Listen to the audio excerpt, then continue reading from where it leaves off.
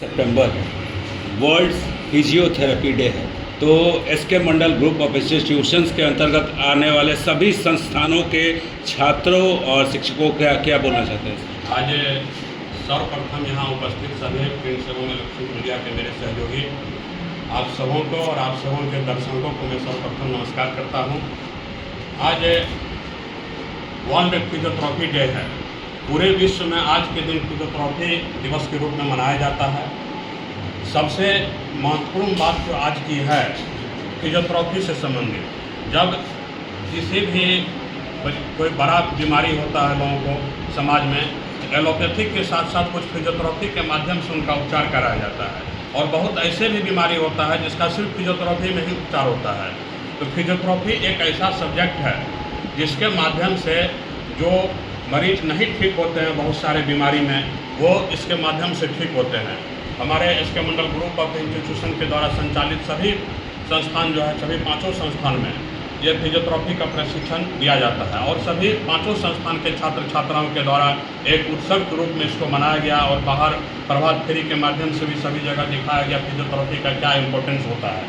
Physiotherapy एक ऐसा subject है, समाज में अगर लोगों को ये पता चले कि फिजियोथेरेपी का पढ़ाई करने से इसका भविष्य क्या है, इसका फिजियोथेरेपी का क्या महत्व है, तो शायद मुझे नहीं लगता है कि एलोपैथिक पर इतना आश्रित रहना पड़ेगा लोगों को। एलोपैथिक दवा पर बिना आश्रित रहे हुए फिजियोथेरेपी के माध्यम से ये बीमारी ठीक हो सकते हैं। जैसे कोई एक्सीडेंट कर गया, प्राइमरी स्टेज में आप उसको प्लास्टर करा देते हैं, प्लास्टर करने के बाद प्लास्टर फुल जो एलोपैथिक में इलाज होता है, अपना इलाज के बाद उनका पैर से पता चलता है कि वो ठीक से चल नहीं पा रहे हैं, उसका चलने का जो प्रक्रिया है उसको फिजियोथेरेपी के माध्यम से ही हम लोग कर सकते हैं। तो समाज में फिजियोथेरेपी का बहुत बड़ा इम्पोर्टेंस है और इस चीज़ को ही फिजियोथेरेपी क्या है, कैसे इसमें लोग प्रशिक्षण प्राप्त करें, इसको समाज में एक जागरूकता के लिए आज का दिन को एक उत्सव के रूप में मनाया जाता है। सबसे अहम बात यह है कि ये जागरूकता हम लोग करें कहाँ, तो ये आपके माध्यम से आज आप सबों को इसलिए यहाँ एकत्रित हुए हम लोग आज एक जगह इकट्ठा हुए हैं कि ये फिजियोथेरेपी का जो उत्सव है इसको एक जागरूकता के लिए हम लोग समाज में इस चीज़ को बाहर निकाले और समाज में लोगों को बतावे कि फिजियोथेरेपी क्या होता है। अगर आज के बच्चे जो इंटर बायोलॉजी से पास किए हैं और वो अभी बेरोजगार घर पे बैठे हैं, फिजियोथेरेपी में नामांकन कराने का भी अधिकतम उम्र निश्चित नहीं किया गया है। 17 साल से नामांकन शुरू होता है, अधिकतम उम्र का जो भी है फिजियोथेरेपी का कोर्स कर सकते हैं। इंटर बायोलॉजी से पास होना चाहिए, 4 साल का ये कोर्स होता है। ये 4 साल विद्यार्थी अगर फिजियोथेरेपी में ट्रेनिंग प्राप्त करता है, इसके बाद उनको कभी भी जीवन में बेरोजगार नहीं रहना पड़ेगा।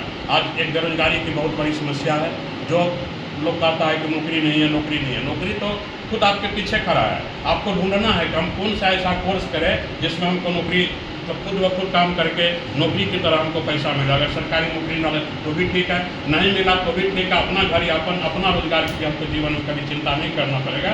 इसके लिए अगर आप इंटर बायोलॉजी से पास करते हैं और उसका फिजियोथेरेपी का ट्रेनिंग प्राप्त करते हैं, तो कहीं भी आप अपने घर पर अगर बैठे हैं, घर के बाहर में फिजियोथेरेपी का जो क्लिनिक सेटअप के लिए होता है बहुत कम पैसे में हो जाता है। फिजियोथेरेपी का अगर आप अपने दरवाजे पर गांव में क्लिनिक सेट कर लेते हैं तो आप दिन में 2 मरीज को देखिएगा तो एक मरीज से 500 रुपये फीस लेते हैं, 1000 रुपये पर डे आपका इनकम होगा। इस हिसाब से 30,000 रुपये आपका पर डे इनकम होगा। अगर गाँव में 4 साल, आपके मुरलीगंज में ये कॉलेज है, मुरलीगंज में 4 साल का ट्रेनिंग प्राप्त करके आप अगर 30,000 रुपये महीना अपने घर पर ही कमाएंगे तो शायद दिल्ली और पंजाब और बाहर कमाने जाने से बेहतर है कि आप इस चीज़ का प्रशिक्षण प्राप्त करें। और साथ ही साथ आज हमारे सभी SK Mandal group of institution के द्वारा जो भी संस्थान संचालित है, सभी संस्थान में बच्चे छात्र छात्राएं बहुत उत्साहित रूप से इस कार्यक्रम को मनाया गया। मैं सभी संस्थान के छात्र छात्राओं और वहाँ के शिक्षकगण को, वहाँ के व्यवस्थापक को मैं धन्यवाद देता हूँ आपके माध्यम से कि आज इस कार्यक्रम को इतने अच्छे तरीके से, उन्हें सुनियोजित तरीके से सुबह से लेकर अभी तक अरेंजमेंट किए हैं और उस कार्यक्रम को वो लोग मना रहे हैं ताकि समाज में लोगों को ये पता चल सके कि फिजियोथेरेपी क्या होता है। Thank you sir. हमने यहाँ आए हैं तो देखा है कि छात्राएं बढ़ चढ़ के हिस्सा लिए, प्रोग्राम से लेकर यहाँ पे काफ़ी संख्या में हमने छात्राओं को भी देखी है। तो अभी ग्रामीण इलाका में सर क्या होता है कि छात्राएं नहीं पढ़ पाती है।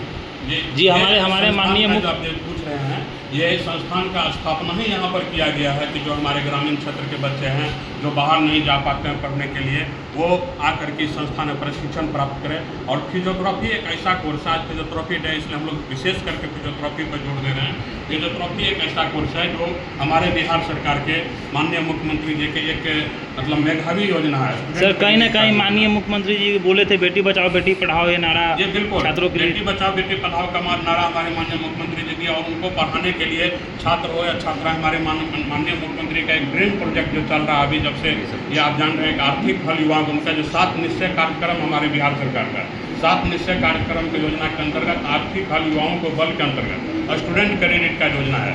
इस फिजियोथेरेपी कोर्स में प्रशिक्षण प्राप्त करने के लिए सरकार के द्वारा भी 4 लाख रुपया का लोन, शिक्षा लोन जो है स्टूडेंट क्रेडिट कार्ड के माध्यम से जिन छात्र छात्राओं का 17 से 25 साल के बीच में उम्र है उनको लोन प्रोवाइड कराया जाता है।